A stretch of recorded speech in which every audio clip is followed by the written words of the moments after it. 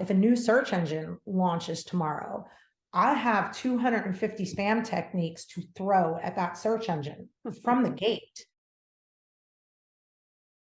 I would much rather look at somebody that's ranking with spam and figure out how to reverse engineer that and do it in a white hat fashion than I would to report them to Google and have the loophole closed. There was a huge incident where somebody that owned a blog sitting next to a table overheard a conversation, went home and blogged about it. I remember Mackin came back to me and he sent me a message and he goes, "You better hope they don't eat you alive." That was what he said to me. Hello and welcome to SEO Pioneers. Today I'm delighted to be speaking to Rae Hoffman, otherwise known as SugarRae. Rae was one of the original super affiliates that actually started in the industry way back in the late 90s, now as the Director of Audience Management for Yahoo. So hi Rae, it's nice to meet you. And just wanted to kick things off by, you've spoken before quite a bit about the fact that you got into SEO because you founded an international support group for parents of pediatric stroke survivors because your son CJ had a stroke. And from your efforts to promote that site, that kind of led you into SEO. So it'd be really great, just if we can kick off, you could talk about how you established that site and, how you started to learn how to promote it, like any forums you're in or who you connected with. So my oldest son had a massive pediatric stroke in '97, 2 weeks after he was born. At the time, the internet was kind of like just in its early, not in its early stages, but it was nothing like it is now, 25 years later. So I made a web page on a website builder called Homestead, and it was basically just his story. And I started getting emails from other parents and it ended up morphing into, I launched the Pediatric Stroke Network, which was the first ever support group for parents and families of pediatric stroke survivors to ever register with the American Heart Association or the American Stroke Association or the National Stroke Association. And so I flipped it to a Netscape site, which shows how old I am, but I flipped it to a Netscape site and basically started the support group. And I started collecting, I was searching and finding every article I could on pediatric stroke. And so I was creating this library on the website, for other parents to be able to find those articles that, maybe weren't as good as searching for them. They were buried. Sometimes I was in the 9th, 10th, 11th page of search results, finding these things. So I ended up having the largest, housed repository of links to medical articles on pediatric stroke. And so did that for probably about 2 years, took up most of my life. I would seek out parents, message boards, and that was a big thing. And I guess looking back, it could have been called spam. At the time, I didn't see it as spam.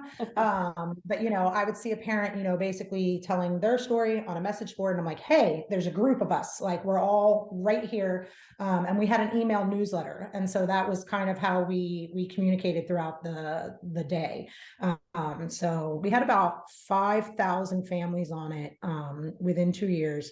It ended up being featured in USA Today and a bunch of other publications. And so really message board spam was how I was initially getting people in there, of course, but my goal was genuine. I didn't even know what a search engine ranking was.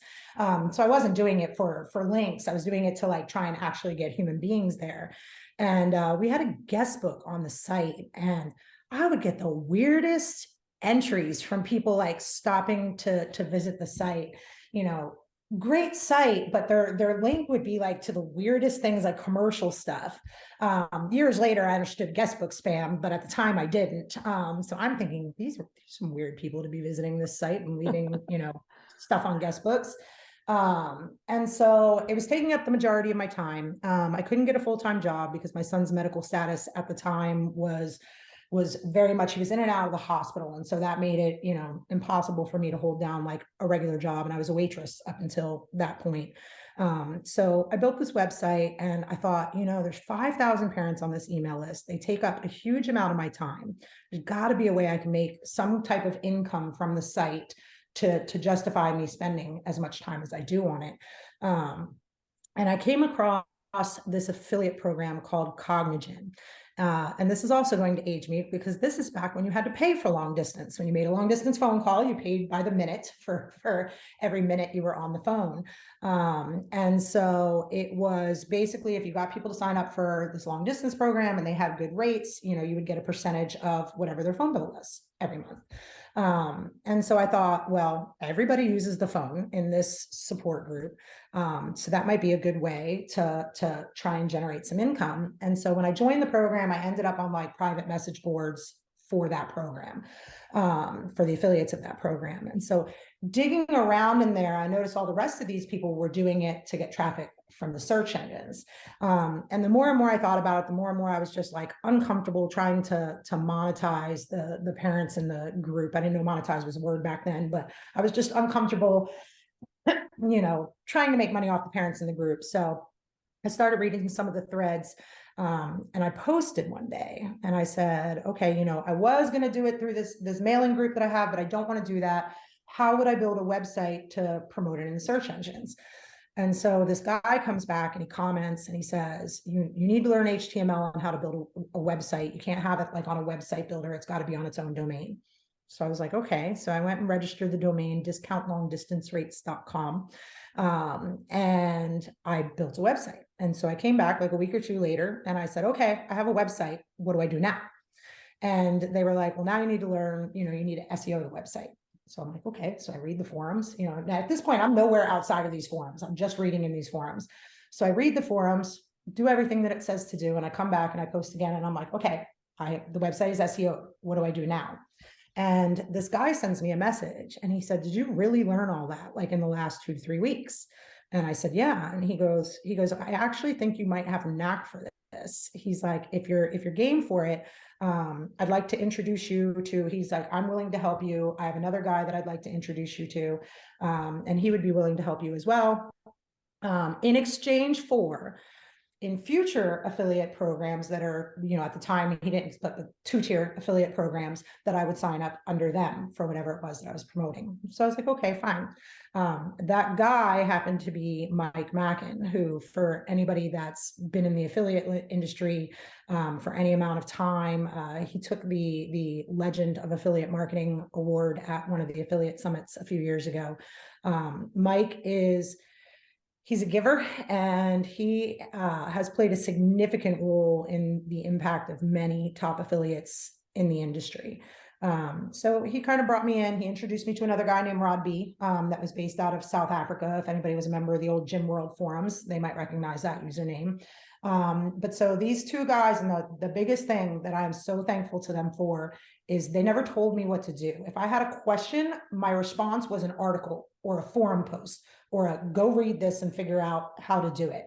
And I remember in one of my early conversations with Rod, I asked something about, you know, on-page optimization, and he was like, I want you to read this. And it was a link to a forum at this site called webmasterworld.com. And it was a post of SEO A to Z. And I remember I go back to Rod and I'm like, does this poster, like, does this guy know what he's talking about? And he laughed and he goes, yeah, I'm pretty sure he does. That poster was Brett Tabke, who is still the owner of PubCon. Back then was the owner of Webmaster World. And so I started doing, you know, the link building stuff. And that was really what drove me. And so within 6 months, I was outranking both Mac and Rod's sites for long distance. And so Mike Mackin came back to me and he said, great. He's like, you're killing it in long distance. He's like, so happy to see. He's like, we have this other product that Rod's been promoting that you may be interested in promoting. He's like, it's a lot more money than long distance if you can rank. And so I hit up Rod and I said, Mackin says you have this product you want me to promote. And he said, yeah, it's a product called Phentermine. So back then it was legal. It was a gray area for sure. It was legal because it hadn't ever been done before. So there were no laws created around it yet. But so he said, you know, you can make a lot of money in this if you can rank. And I remember back then when I tell you I was looking to make money, I was looking to make like $1,000 a month would have changed my life. Like that's all I was really looking to do. And so I'm like, okay, I'm game. Like, I'll go after this Phentermine stuff. And I was like, do I build it the same way I built long distance? And he's like, well, go look at the other sites in the industry, that are ranking. He's like, and you're just going to try and reverse engineer how they're ranking and make websites that are similar. And at the time, that entire SERP was spam. Like there was nothing else in that, like there were no legitimate sites that were ranking for those terms. And I remember Mackin came back to me and he sent me a message and he goes, you better hope they don't eat you alive. That was what he said to me. So I look at what everybody else is doing in the industry and they're all like 19-word domain names with dashes in them with like keywords in them. And so I register this ridiculously long domain name. I don't know what it was, but it was like buy-prescription-phentermine-diet-pills-online.com. And so I build this website and I'm building out both the commercial terms, but I'm also, doing keyword research and building out articles. And so back then there were a lot of free sites. So you would go to these sites and you could get free buttons, you could get free printables. So like, print out a calendar, print out, there was just different things you could get and they were all free. And so I'm like looking at it and I'm like, this would be a good way to get backlinks. So I created these ridiculous, I still have them somewhere on my computer. But I created this template of like a weight loss journal. And so it was like a free printable weight loss journal. And I went and submitted it to all of these free sites and they all allowed it and all put it in their little weight loss categories.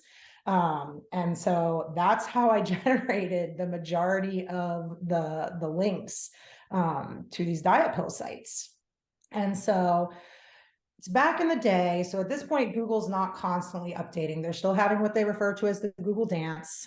So every 6 to 8 weeks, the index would update. And it was like the winners were the winners for the next 6 to 8 weeks and the losers were the losers for the next 6 to 8 weeks. And I go to bed one night and I wake up in the morning and my MSN and I should go back to, I had joined Webmaster World by this time. So I was, I was more of a lurker on Webmaster World at the time. I would ask questions like in threads, but I wasn't like posting my own threads. And so I made, a few contacts through there, plus Mackin and Rod. And I wake up one morning and my AOL Instant Messenger and my MSN messengers they're all blinking when I turn on my computer, which to me back then, that was an obvious sign something had happened in Google. We probably had an update. So open up the first one and sure enough, they're like, Google's dancing. And so back then there was this site that had 3 frames. And so it was regular Google, www2 and www3.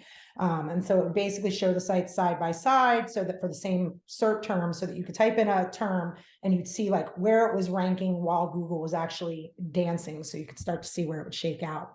And so I opened that, and I clicked some long tail term, and checked it. And I'm like bottom of the first page. And then I open up my email and all I see is you've made a sale, you've made a sale, you've made a sale, you've made a sale. I mean, like just my whole inbox was full. And it turned out that in that update, I had hit #1 for buy Phentermine. I had hit #1 for Phentermine online, and I had hit #3 for just the word Phentermine. And this was back in the day of Google being heavily links. So it was crazy traffic, crazy money. I made more in that month than my then ex-husband made in a year. So that was kind of this is now my life moment where SEO became like, it was no longer make $1,000 a month, cute little hobby. It was, wow, I can really make an income doing this.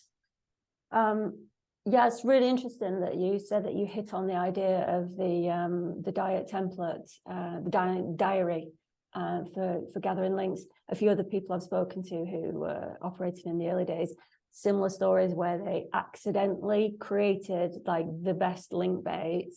So it's fascinating that even 25 years ago, it's still almost the same thing as you have today. Some things haven't really changed.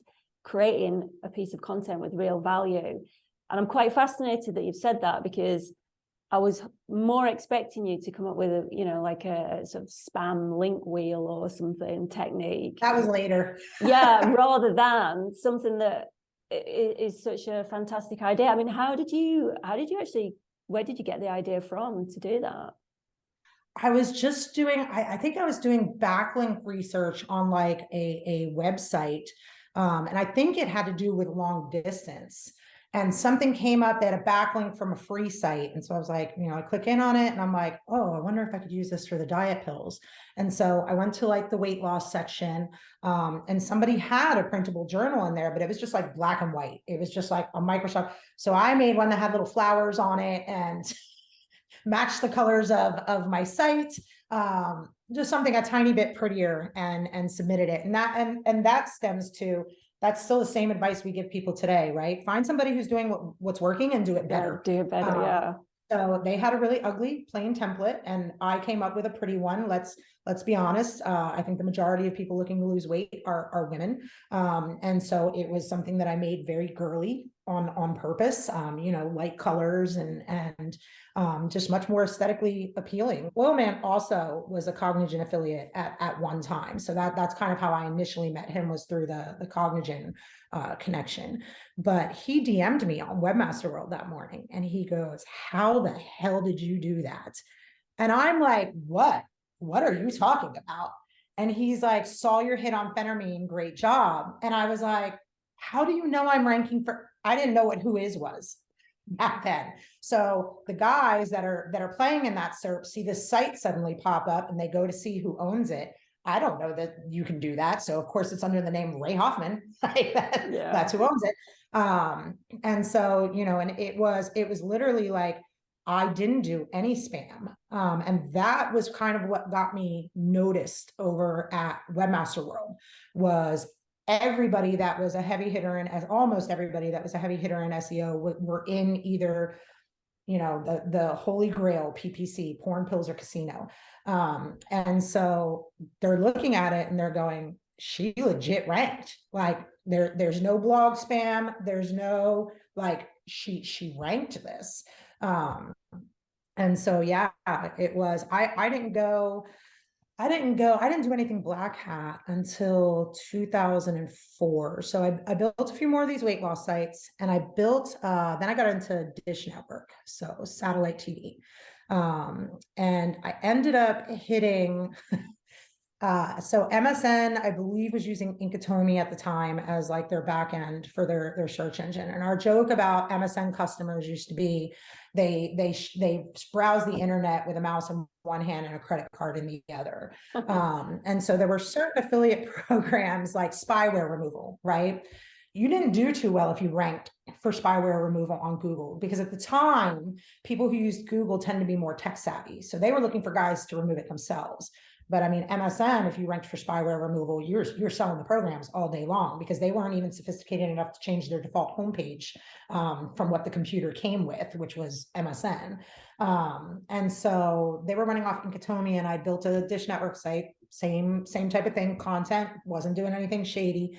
And I ended up hitting number 2 in Inkatomi for Dish Network, just straight up term, except regular Dish Network had no title tag and no meta description. So it was just like untitled. So it was, you could see dishnetwork.com underneath of it, but it was like home or something like that. But it was like, there was, so you almost like didn't even see it. My result was like the first one that caught your eye, because it actually said Dish Network. And so hit crazy good off that too. But yeah, in 2004, Google did the Florida update, and a lot of good sites got hit in that update, and my league of sites was one of the ones that got hit. And so now we had no idea at the time. I had no idea that 2 months later they would roll it back with Brandy. So you know, Florida hit massively. They realized they made a mistake. 2 months later, most of us that were unfairly hit in Florida were resurrected in their next update, which Brett called Brandy, because we named them like hurricanes back then. I was really mad. Like, I was like, I'm actually doing this the way that I'm supposed to be doing it, and I get wiped out, and all these spam sites are ranking. And so I'm like, you know what? I've been watching these guys long enough. Now I'm heavily involved at Webmaster World. I've made more connections. Most of my friends are spammers. And so I'm like, you know what? I think I know how they're doing this. Like, I think I can create these crappy sites. And so for the next year and a half, that was what I did. And around that time, Yahoo launched their own search engine. So easy to game their system. And around that time, I'd found an affiliate program for prepaid cell phones. And so literally I would build these spam sites and just take like 5 of the top 10 rankings in Yahoo for the terms. And I was making pretty good money off of it. And so when Google started making strides in the war on spam, which probably would have been about 2005, 2006-ish, it used to be you would put up 100 sites that were crappy and 70 of them would stick. But then the numbers started going down and down and down. And I said, I'm going to look at the writing on the wall, and I kind of need to start doing something that's more of a legit long-term play that could be a brand. And I was making really good money in the prepaid cell phones. And so I came up at the time, there were like 3 or 4 legitimate competitors that had really good information on prepaid cell phone plans, but none of them had reviews for like customers. So once again, the advice, find something to do, but do it better. And this is 2005. So WordPress is not really a widespread thing at this point. There's definitely not review plugins or anything that you can do this easily. So I partnered up with a buddy of mine that also was, affiliate SEO. And he served as the dev arm, and I kind of served as ideas, content, building out the site, and we home rolled our own CMS system to allow consumer reviews. And so that ended up, that site would end up becoming, by the time that I sold it, it was the largest, it had over 30,000 consumer reviews, spread between, I think, 21 providers at the time. So it was literally the largest prepaid cell phone review site on the internet when I sold it. So that's what kind of led me down that path, but I hope I'm not in trouble tomorrow. So just going back, I want the one, because I didn't want to interrupt you, because it's just really interesting to listen to you. But the diary that you did, was that literally, that was the only bit of link building you did that took it to number 1? Mm-hmm. The Phentermine, just that. Well, and I think because it was just so targeted by spam that a few, at the time, quality links were enough to go ahead and outrank them. I mean, I think there was some other stuff mixed in there, small scale stuff, link exchanges. There were a few link exchanges on there. It wasn't the only thing that I did, but it was the only thing that set me apart from the way everybody else was doing it at the time. And I mean, it was a really good run. And then I don't remember what the year was, but all of a sudden one day I find out that the guy who owned the one that I was particularly promoting had actually been raided, arrested, all of his assets frozen. The DEA had gotten involved, and I was just like, okay, I'm an American affiliate. And at the time, actually, I can tell you exactly when it was. It was 2004, because I was about 8 months pregnant. And I was like, I do not want to give birth to my child in jail. So I contacted, because like I said, it was a gray area prior, but it very obviously was no longer a gray area. And so I actually contacted Rod B, and I was like, do you want my Phentermine sites? And he was like, what do you want for them? I was like, I don't care. Just get them out of my name. Like, I don't want anything to do with this anymore. This is obviously a problem. And Rod lived in South Africa. So I was like, this is obviously a problem in the US now. I'm done. I've made enough money. I've got my Dishwet network sites ranking. They make almost equivalent money. Just take it. So that was kind of how I got out of Phentermine at the time. I did do the first of the P a little bit here and there for like a year. Kind of stopped that once my kids were old enough to kind of be able to see over my shoulder if I was on the computer. So yeah, that was short-lived, but I do remember my dad was my accountant and he goes, I got this check for your company. He's like, and he told me the name of like and I'm like, I have no idea who that is. And he goes, well, it's for like $8,000. He's like, you don't know who the company is? And I'm like, no. And so like I had to search it on Google and I'm like, oh, and I'm like, yeah, I'm like, I know who it is now. And he's like, well, what's it for? And I was like, the first P. And he goes, well, it's for $8,000. I keep going as long as you're not the one on the camera. Great advice, Dad. So, but those were the hardcore industries back then. So it's like, would I ever do those same industries today? Probably not. But back then it was, especially when I was doing that, I was a single mom. So it was like whatever was going to pay the bills and pay commissions, whatever industries paid money, as long as they were legal. Keyword research. Now, obviously keyword research is a lot easier. We've all got tools, but back in late 90s, early 2000s, how were you doing keyword research?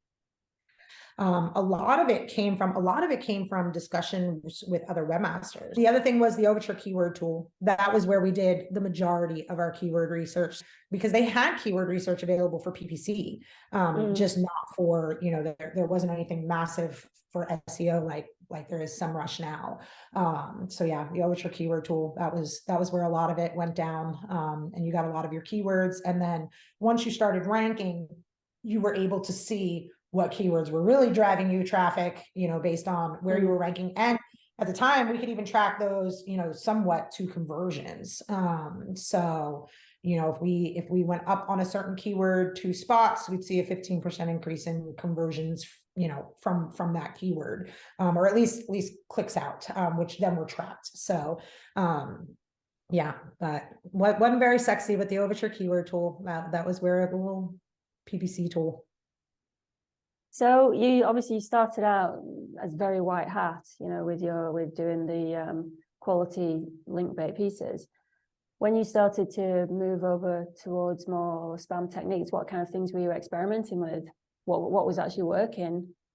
So this was back in the days of, so when I started to make that switch, it was back when something that we referred to back then as the sandbox came out.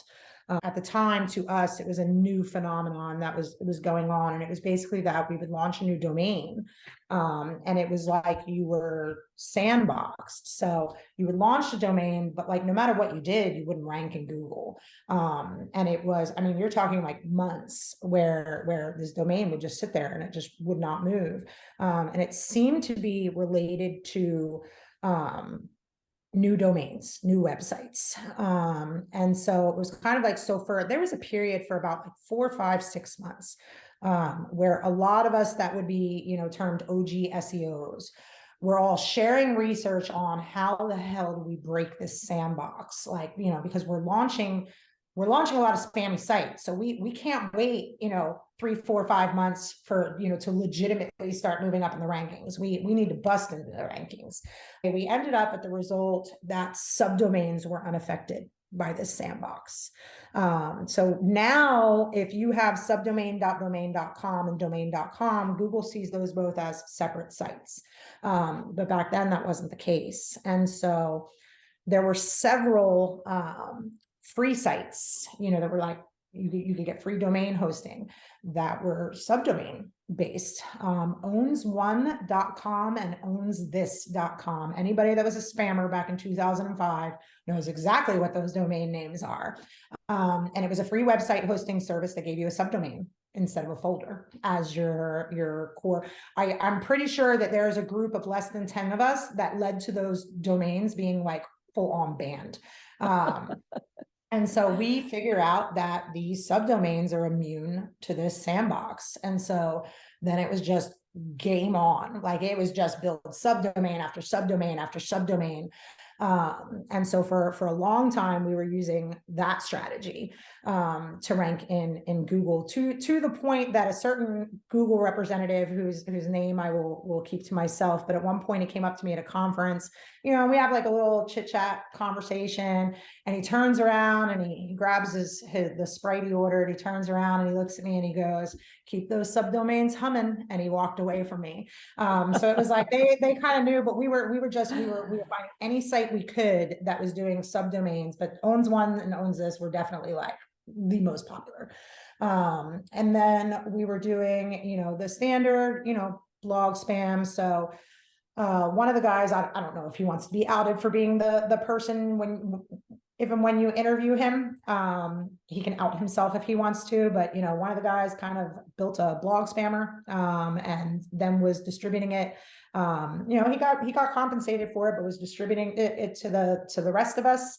And so we're hitting these sites with blog spam. And then at one point, me and somebody else kind of expanded on that idea, and built our own that was based on Python. And so we were really like doing a lot of blog spam. Now in Yahoo, we started having a problem where sites that we would hit really, really heavy with blog spam would like basically like disappear. Like, so, you know, the equivalent of like be banned, be penalized, whatever you want to call it. And so it's like, at first we were trying to find like this threshold of like, how many is too many that we're like, you know, if we hit it with too many, it's disappearing. And then I think we came up with like the hypothesis that Yahoo might be using. So back then, the #1 blogging platform was movable type. And so movable type had something that they called the MT blacklist. So if you got spam comments on your blog, you could report them. And based on the number of movable type users that reported certain sites as spam, there was this list of like, I think it was 250, like the top 250 spam sites.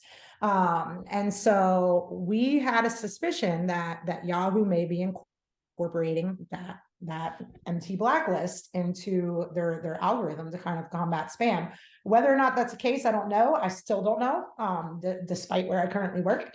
But that was the theory back in the day. So one of the guys comes up with the idea to put up an account suspended page. So we would launch these sites and we'd have them ready like on the back end, but we'd like get 50,000 links to the site overnight.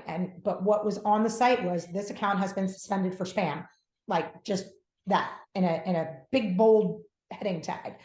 And so these MT users would click through to the link to see if it was spam, and we're already suspended. And the theory was they wouldn't bother to report us because we obviously had already been reported. And that worked. So again, whether or not they incorporated it in there, correlation sometimes does not equal causation, but I can tell you that we for several months after that, most sites that were launched with that account suspended initially. And so what we would wait for is we would wait for like 2-3 days until all the active bloggers had obviously already checked their comments, and then we would flip it to the real site. There was another thing at one point where we were using, and this was another, I don't know if it was PMAC, you know, it's hard to give credit because it's been so long, but another thing we all used to use back then was a JavaScript redirect, so that we would show the search engines, you know, keyword laden content. Basically it was a cloak, but using a JavaScript redirect. So the search engine saw the actual text that was on the page, but when a user clicked on it, they went straight to the affiliate link.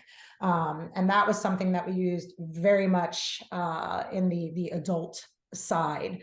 So it was so ridiculous because there were days that I was just sitting there writing the most raunchy stuff ever, just like get keywords in there, and like nobody's ever gonna read it, but it was just like, God, I need to do something better with my life.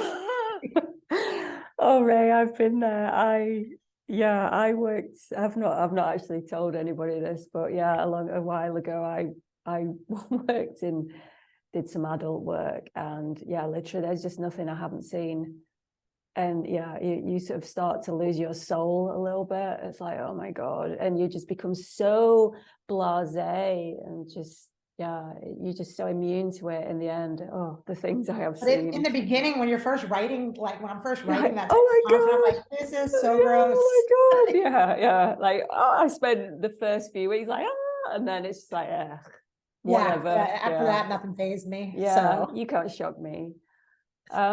So what's interesting, look about, I mean, obviously speaking to a few people, what I know, understand about spam is that things are done at scale, right? So is that how you were leveraging, you'd come up with an idea and then it was just scaling it as far as you could take it?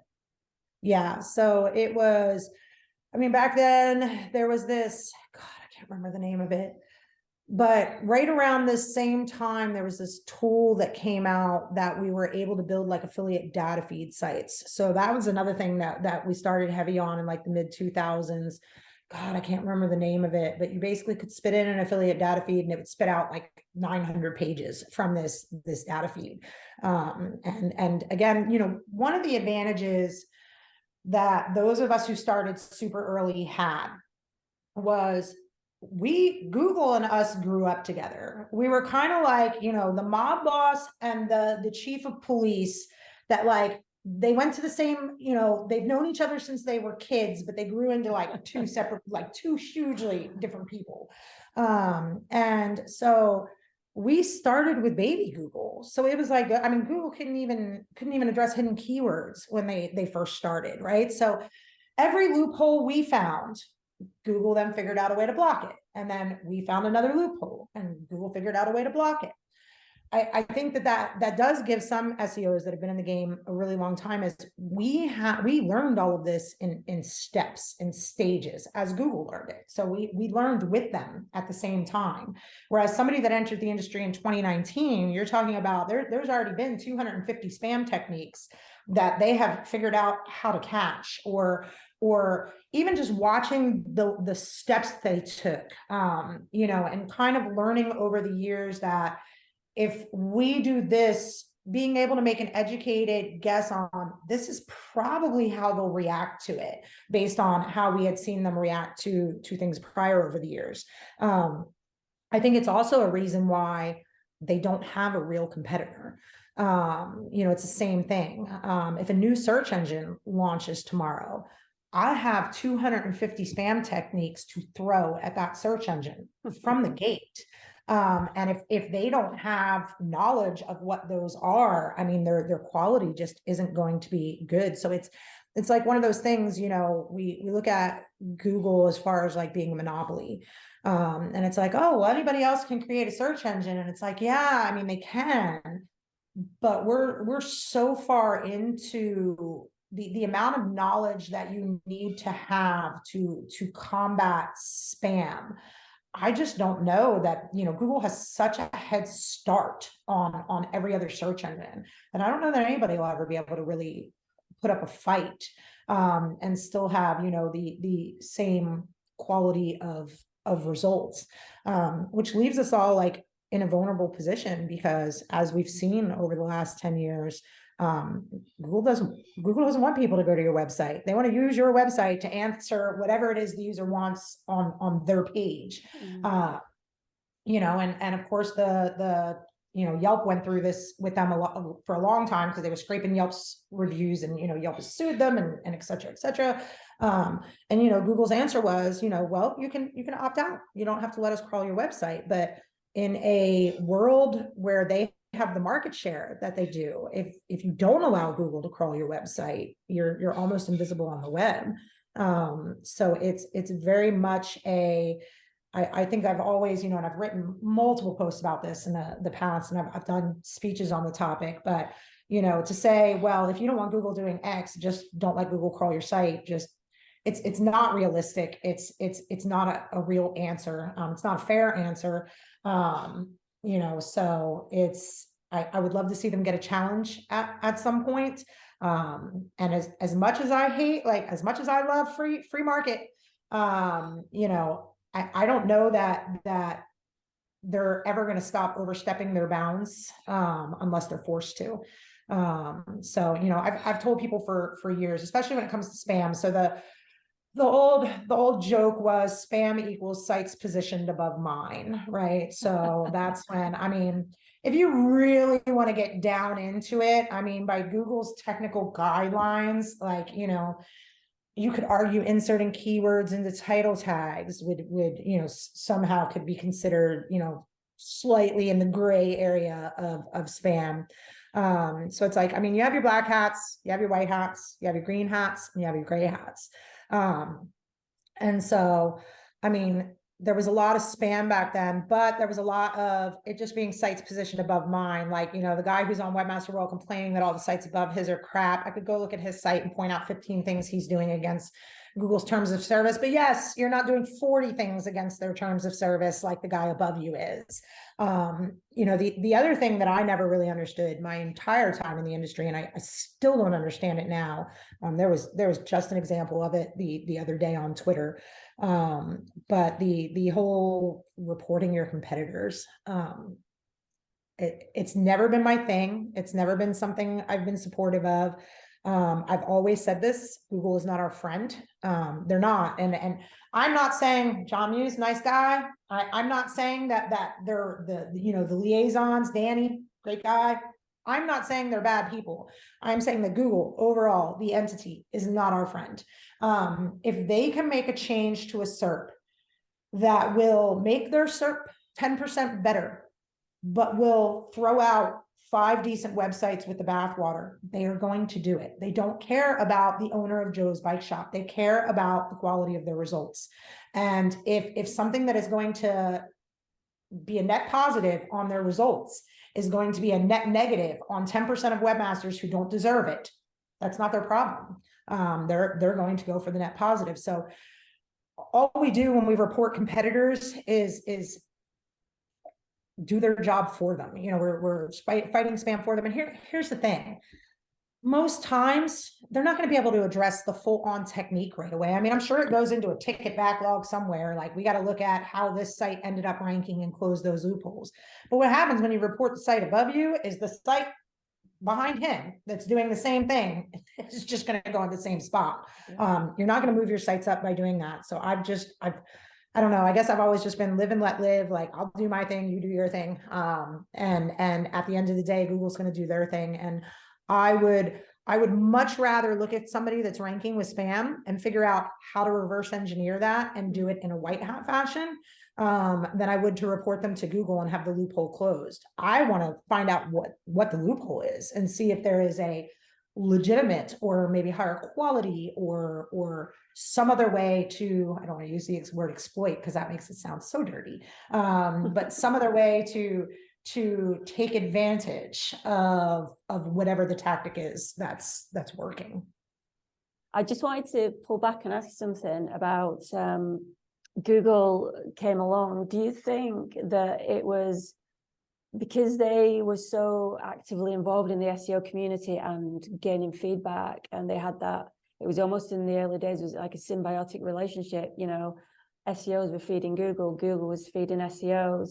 Do you think that because they established that close relationship, that was what helped them to develop, as you said, you know, they've developed their spam techniques so much and they're so far ahead, yet they were informed by SEOs. So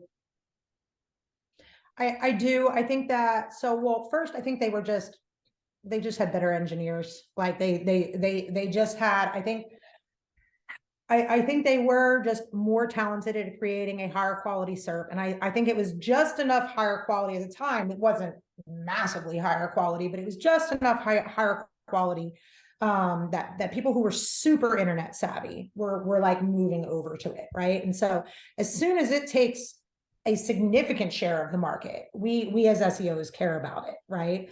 And so, yeah, I do think, you know, they definitely were more involved. Like, look, when first PubCon I ever went to was 2003. in Boston, and there was only one session. There was nothing else. It was 4 search engines up on the stage. And I believe, I could be wrong, but it was Google. I know it was Ask Jeeves.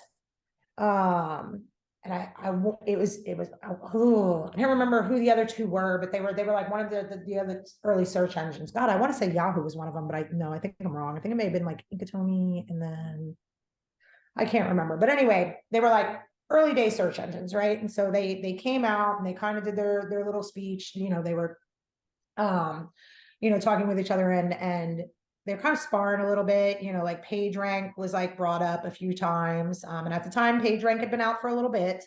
And I remember at one point somebody said something about PageRank, and one of the engines, which now doesn't even exist, basically like sparred back that it was a 2-year-old technology or something like that.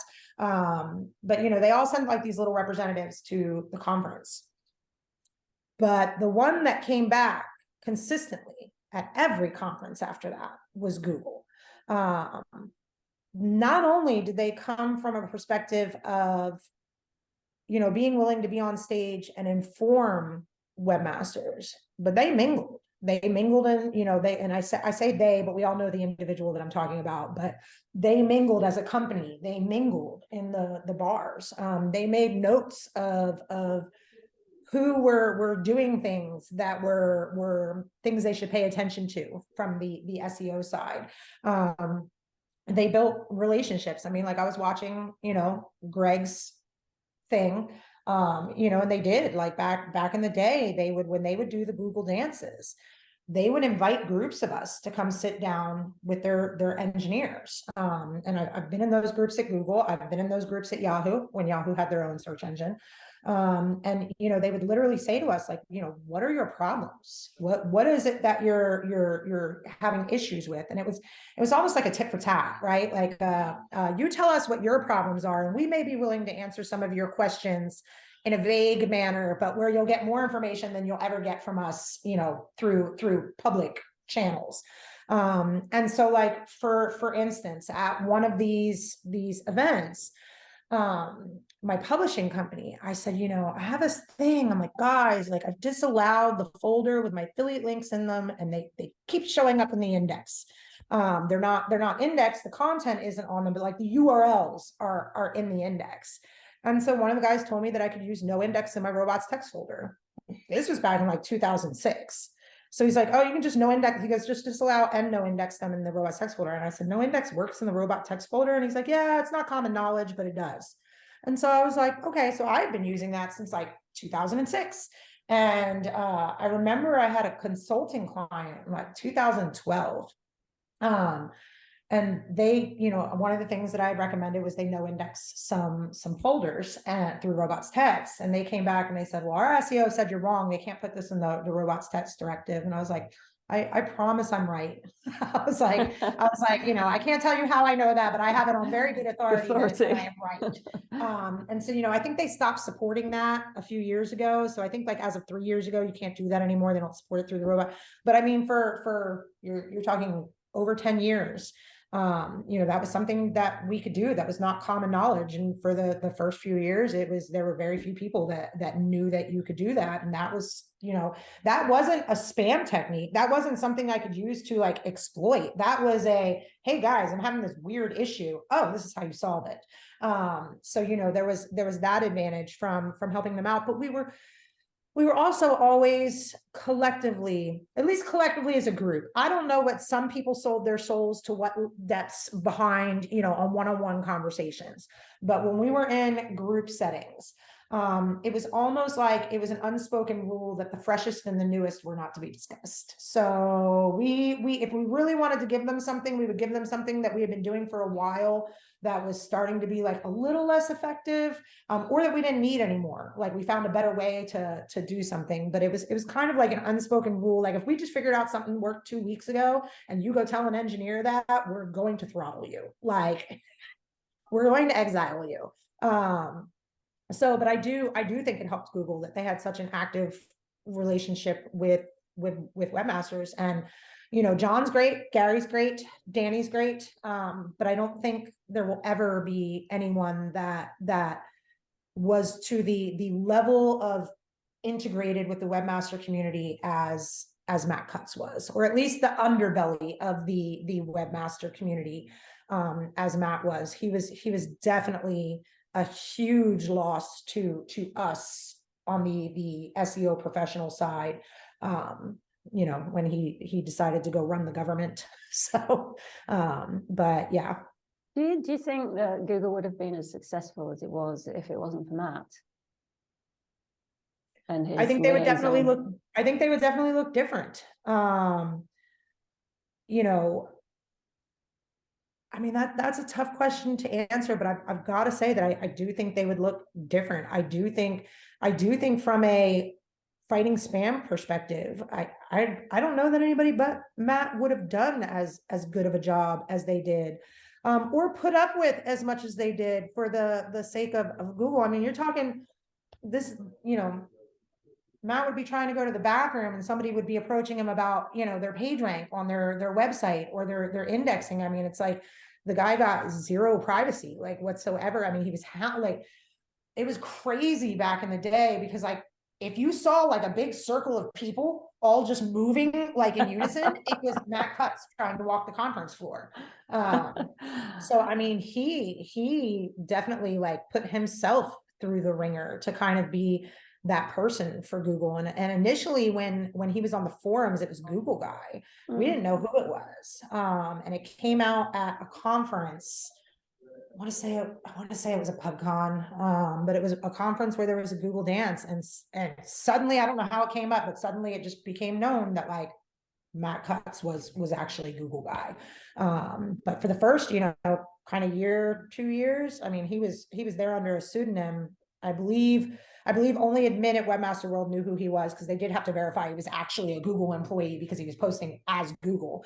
But outside of that, like that was people did not know who he was. And then once they did, I mean, he gave up a lot to get the intel and the feedback for Google. I believe we couldn't have had a better liaison, especially back in those early days, than what we had in Matt. I mean, he was open enough with us without ever betraying what his core mission was for Google. So he really knew how to barter that, but toe the line to always being loyal to his employer above all. Matt definitely created an environment for them where, like I said, you know, aside from his notebook, which we were all aware of, you know, it was, we did have to be careful in that respect. You know, and we were careful of what we talked about when he was around. I mean, back in the early days of the conferences, you learned more in the bar than you did in the conference halls, because we were smaller back then. I think Orlando, you know, I don't know how many people it was, but that was probably like one of the best knowledge sharing versions that I had ever been to. But it was, you know, very much, you learned a lot in the bar. And back in the day, we were very open about it too. I mean, as long as Matt wasn't around, we were very like, we weren't paying attention to really who was over. It was like, if you can overhear something and you can go with it, run with it. There may have been a few tactics that like we were careful to like whisper about, but for the most part, you know, we would talk pretty openly in the bars until the invention of blogs. You know, not that they weren't invented back then, but until blogs became popular. Because, you know, there was a huge incident where somebody that owned a blog sitting next to a table overheard a conversation, went home and blogged about it. And so one, he ensured that nobody in that with heavy knowledge in the SEO community was ever going to share anything with him again. But two, after that, it negatively affected everybody, because we very much were more closed rank when we would speak after that. You know, we very much were who is listening, who is around, because we had to worry that if somebody overheard us, they would publish it to get, you know, you're gonna get 3,000 digs today and 200 comments on the post, and sure, Matt Cutts is probably going to read it, but you just exiled yourself from anybody in the SEO community sharing anything with you. You know, 5 minutes of fame for 10 years of purgatory. So, could you share anything that, obviously, well, we've got quite a bit of time distance now, so, I think confidentiality has run out, but when you were in the bar, what's probably like the biggest tip that you ever heard that was shared? I've discussed some of them already, as far as, this account has been suspended, us using a lot of the JavaScript redirects and the subdomains. I mean, all of that stuff was just spam, and it was just a group of us, like a very small group of us, just obliterating the internet, like flooding the internet with those pages. So it's, I mean, that would be the acknowledgement of the subdomains would probably be.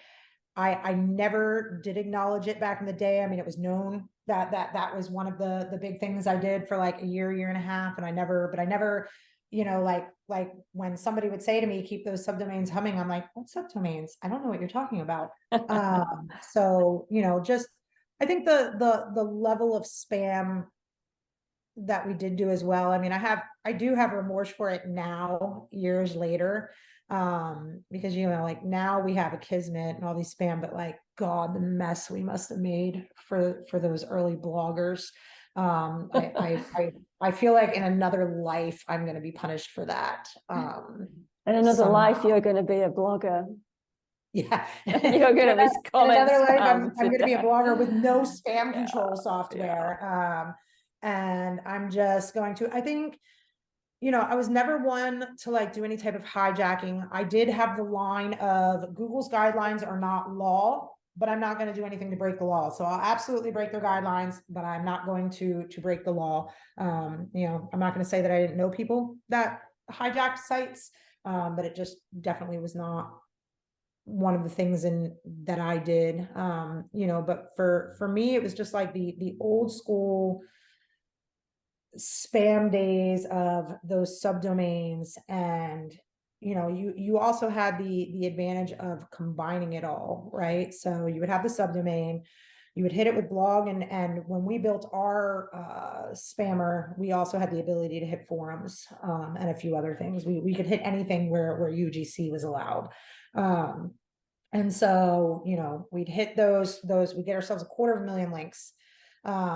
We put up the account as suspended page. We then remove it. We put up the real page, which then cloaked was a JavaScript redirect, or the real page was a 50,000 page data feed site that then ranked huge across the board for like all these long tail keywords, and they all just went straight into affiliate links. And it was kind of like, it's interesting because the data feed sites of yesterday, like the software that created these pages out of data feeds, reminds me a lot of AI today. I'm playing with a lot of interesting stuff with AI in the last, I want to say 6 to 9 months or so. I've really kind of been digging into AI, and I don't think it's the second coming as far as like we're all going to be out of jobs in a year. And I think AI is way more of a threat to writers than it is to SEOs. But it's been interesting because like with the data feed sites from back in the day, it all had to do with the template you were spitting the information into, right? So they would give you the product name and the title, but you're the one building the template that says dynamically insert this here, dynamically insert that there, dynamically insert this here.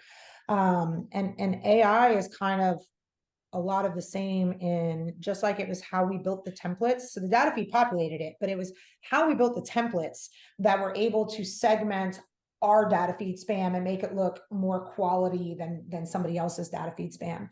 And with AI, it's going to be all about the prompts. I was playing with something the other day, and I told AI to write me a 3-star review or a 1-star review of T-Mobile, as someone who actually used the service and didn't like it. And so it spits out the review. But then I go back in and I tell it to write me a 1-star review of the service. Do not capitalize the word T-Mobile, to write it as a very angry customer and use uppercase for sentiment, and to write it from a person with an 11th grade education. And the review that I got like started with a lowercase I. And it legit, I mean, like it looked like I ran review sites for years. That to me would have been the second review. A human first review, you could tell because it was like, I especially enjoy that T-Mobile all capitalized. Like nobody proper cases T-Mobile when they're typing it on the internet. And so it sounded very professional. And so it's all about the prompts, right? So you have some people that are going to use AI. So like I've seen a few people say, oh, I've generated an entire site with AI and it didn't do well. I didn't know what your prompts were, because if your prompts were shitty, then your results are going to be shitty. So if you're just telling somebody, write an article on X, the content that you're going to get is going to be very different from write an article on X from the perspective of X, write an article on X from the perspective of X using a freshman college education. And then you also have whether or not you're using something free like ChatGPT, which does not learn. It has its own knowledge bank and it will only write from that knowledge bank. Whereas if you sign up for an AI service, you can actually train your AI to have, the knowledge that you want it to have, or increase its knowledge of the topics that you're going to have it writing about. So it really is going to come down to it. It's interesting because as I look at it, I'm like, there's huge opportunity here. But it's all going to be centered around the prompts and the quality of service that they use. So one piece of advice I would give to everybody looking into AI from a content creation perspective is, without knowing the prompts, knowing the results tells you nothing. And without knowing the quality of the software that was used to generate it, the quality of training, the amount of training that was given to the software piece. I think ChatGPT doesn't know anything more recent than like the last year and a half. So, you're not able to train it. It's not able to learn anything as it goes, not the open version that like everybody can use. So, it's interesting. I definitely see AI as like the former data feed site. And I do think it's all going to be about what you're putting in place, like what your prompts are. And that's going to separate the people that can manipulate it, and the people that can't, that don't see any success with it. Yeah, that's really interesting. I've been doing quite a bit of research and writing about Chat GPT. And, my perspective is everybody's screaming that, Chat GPT, it's going to take over everything. But my perspective is that it's a tool at the end of the day, and the tool is only ever going to be as good as who's operating it. And you still need to have somebody who knows what they're doing and understands what they're asking of it to be able to manipulate it to get out of it what you want. So it's interesting. Like I said, and that's the prompts. Like the prompts and the training. I can teach AI to be an idiot on a topic, and its content is going to be horrible. So it is, but that did lead into, I had a friend of mine ask me an interesting question, and that is, if I'm using an AI service and I'm paying for it and I'm training my bot, does what I'm training is that training in my bubble, or does that training get dispersed? And I would assume it's in my bubble, because I could negatively train an AI as well. And so if you're just blanketly saying everything I'm telling my AI is correct and dispersing it to all AI, you're gonna bring down the quality. So I assume it's in a bubble. But then, my other question kind of is like, I haven't looked into yet, but like, what's copyright to that stuff? Things along those lines. If you're training the AI, is it your copyright? Or is it their copyright? Somewhere in the fine print, I'm sure, of the 37,000 page user agreement that I need to look into. But yeah, it opens up a lot. But the whole like, oh, this is going to put SEOs out of a job. I'd be much more concerned about AI if I was a writer than if I was an SEO. Somebody outed a company recently for using it, and it was like, Google does not care whether me, a junior SEO, or an AI bot wrote a description of a candle. Like they don't care, as long as it's accurate and the user gets what they need. Users don't care. You think a user cares if a bot wrote a description of a candle as long as it accurately describes the candle? Like they don't care. So there's certain things like, explain to me how AI writing product descriptions is any better than a junior content writer just sitting there, looking at it, and they're doing the same things. The AI is just going to do it faster and potentially possibly even with better writing skills than, you're not going to pay your top of the line writer to sit there and write those descriptions.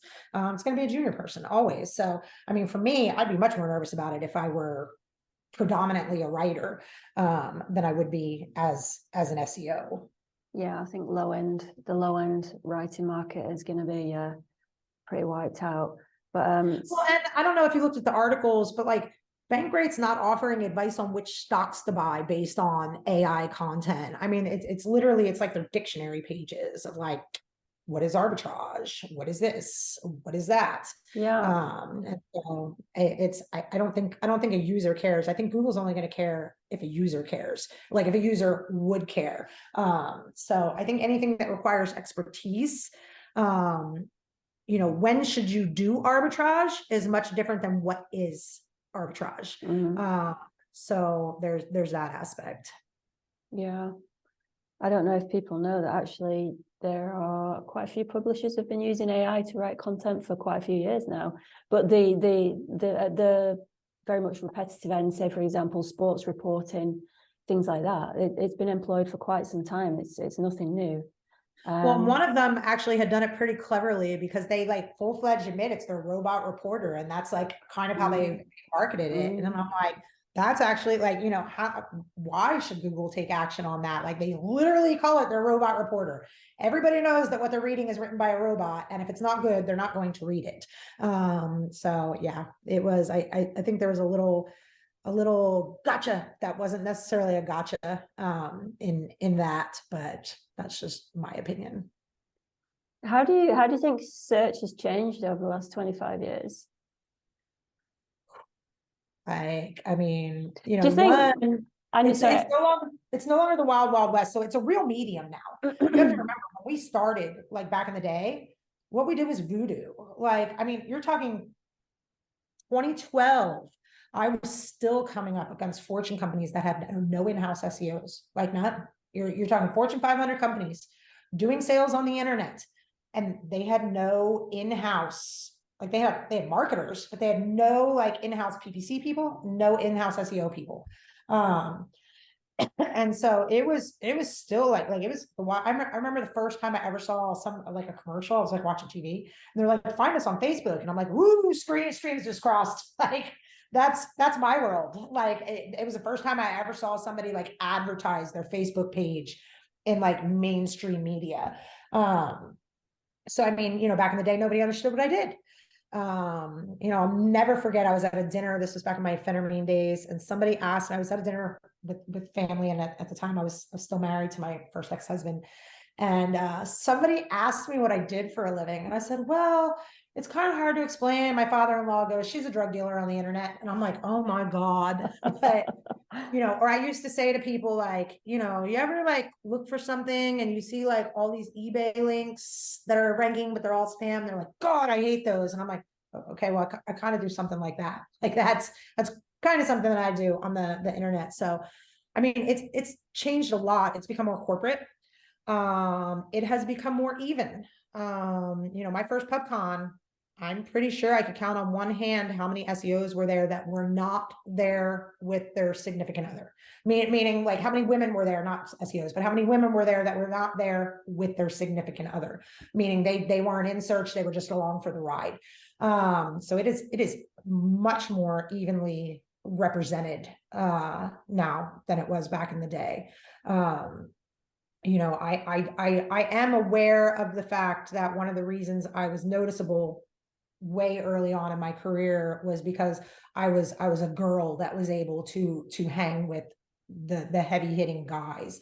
And so I'm not blind to having, had that be somewhat an advantage in the early days as far as why I stood out at all to some people. The other half is probably my sailor mouth, but yeah, just more corporate, more evenly represented, more people understand what I do. You know, 10 years ago, people's eyes would glaze over when I tried to explain to them what I do. You know, but now I can tell somebody that I do search engine optimization and they have like a vague idea of what it is that I do for a living. So, yeah, I mean, I think it's gotten harder. It absolutely has gotten harder. And I do think if I could give any advice to anybody that came in the last 2 or 3 years, it would be go to some in-person shows. COVID really screwed you guys on there's been nothing in person for, you know, there was a 2-year gap where there was nothing in person.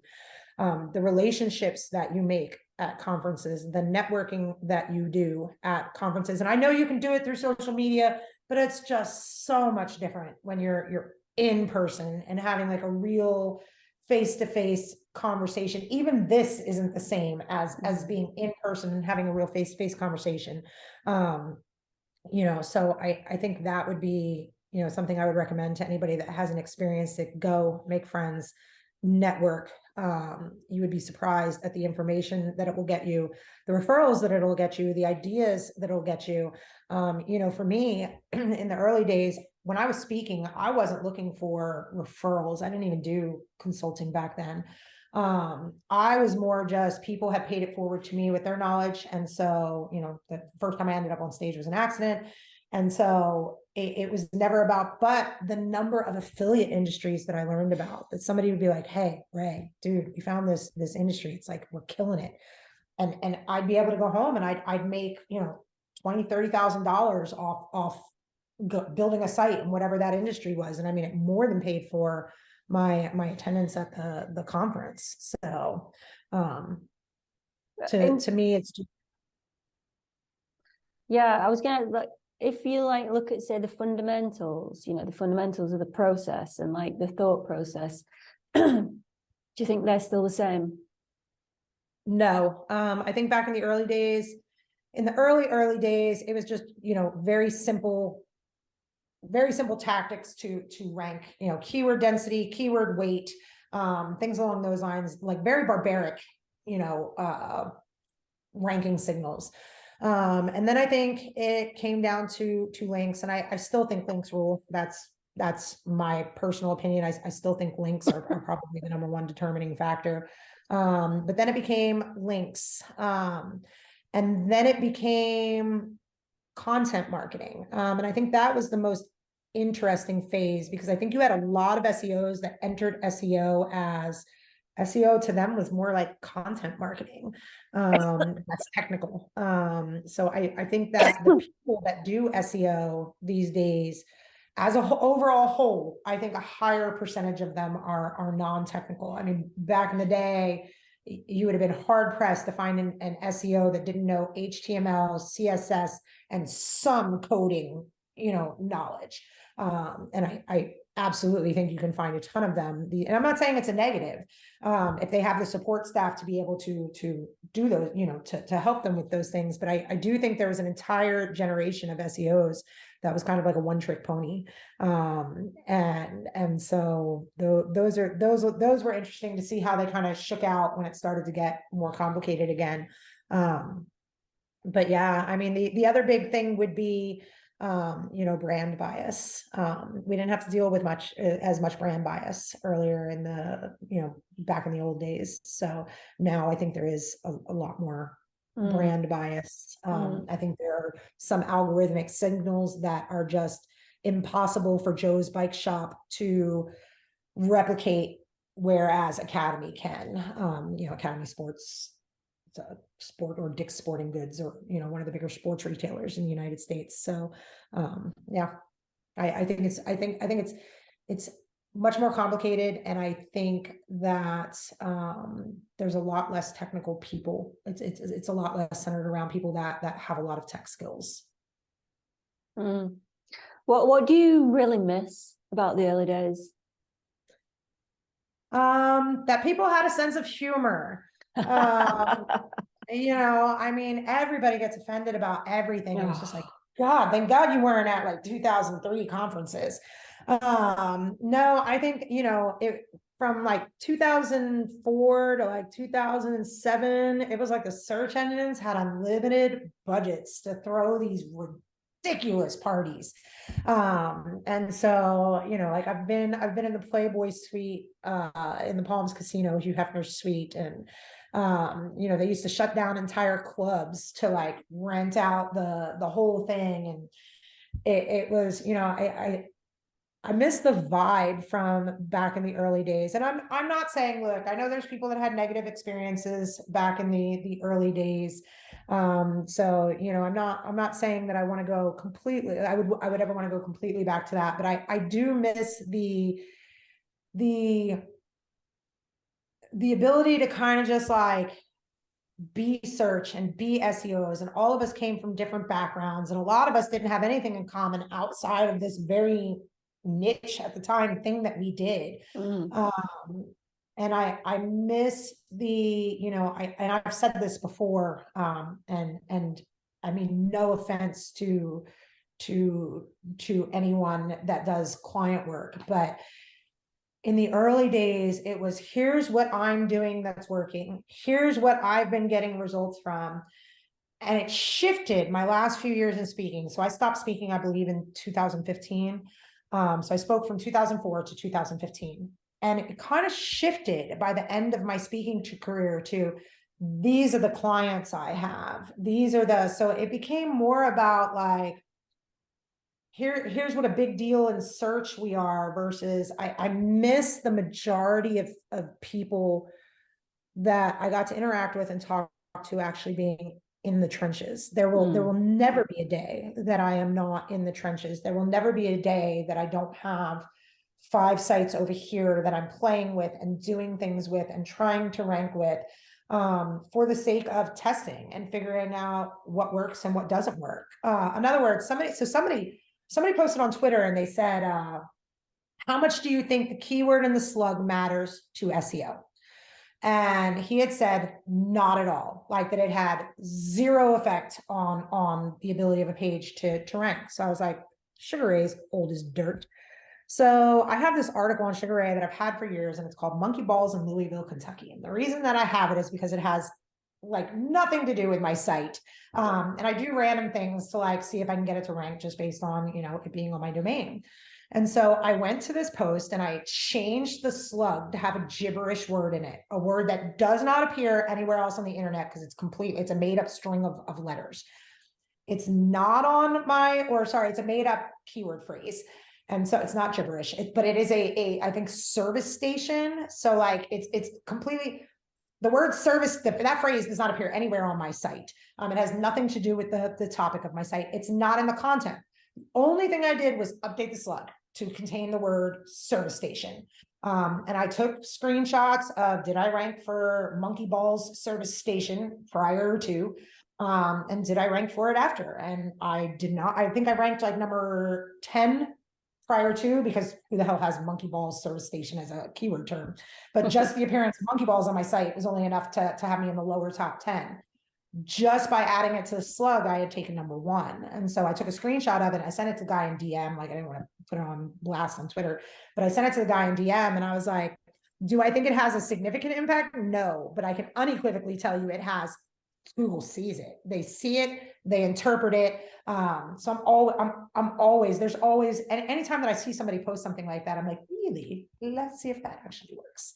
So the always be testing, right? That's probably something I'll never ever stop doing. But I do miss the number of people that were in the trenches and doing the actual day-to-day, like not necessarily grunt work, but the in their day-to-day, like they knew every single one of their competitors, you know, that were in the SERPs for the keywords, versus doing, you know, generic overview type stuff. And so at Yahoo, you know, I try and marry that. Obviously the position that I'm in, I have to do some overview stuff. But I do make sure that a certain amount of my time a week is like dedicated to a minute, because that's just always the way I've done SEO. I think it's why I've always done well at SEO. And it's just not something I'm willing to give up. Yeah, always be testing. Well, I know we've been talking for a long time now, and I could keep going, but I think probably would be best to say that's a really good point to wrap up now. There's just been some really great stuff there, and it's been fantastic speaking to you, Rae. And it's also great to see you back in the industry. And yeah, thank you very much for your time. And very nice to speak to you. And I guess I will have to say goodbye now. Thank you for having me. Take care. Bye.